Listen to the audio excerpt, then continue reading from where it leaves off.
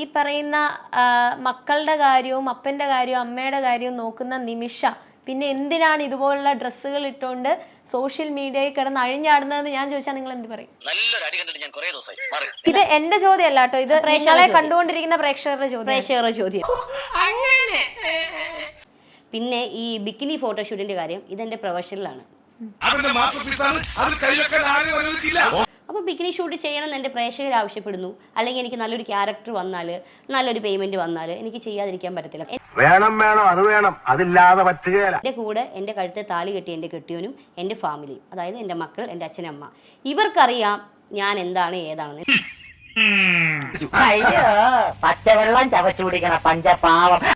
നിങ്ങളൊരു കല്യാണം കഴിച്ച സ്ത്രീയാണ്, നിങ്ങൾ എന്തിനാണ് നിങ്ങളുടെ ഭർത്താവിനെയും കുഞ്ഞുങ്ങളെയും ഇതിലേക്ക് വലിച്ചഴിക്കാൻ നിങ്ങൾക്ക് നാണമില്ലേ? ഞാൻ നിങ്ങൾ വന്നപ്പോൾ തുടങ്ങി മാന്യമായുള്ള റിപ്ലൈ ആണ് ഞാൻ തന്നുകൊണ്ടിരിക്കുന്നത്. ഒരു പരിധിയുണ്ട്, കുറേ നേരം കിടന്ന് കാണാന്ന് ഉണ്ടാക്കാൻ തുടങ്ങിയിട്ട്. നിങ്ങൾക്ക് ചോദിക്കുന്നതിനൊക്കെ ഒരു മര്യാദയില്ല. പിന്നെ നീ എന്തുണ്ടാക്കിയെന്നാ ഈ പറയണത്?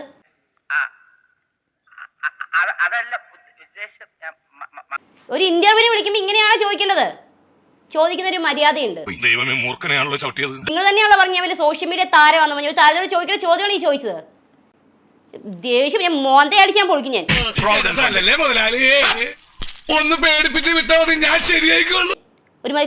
ഒരു ചോദ്യം ചോദിച്ചോണ്ട് വന്നിട്ട് മേലാക്ക് ഈ പിടിച്ചോണ്ടല്ലോ.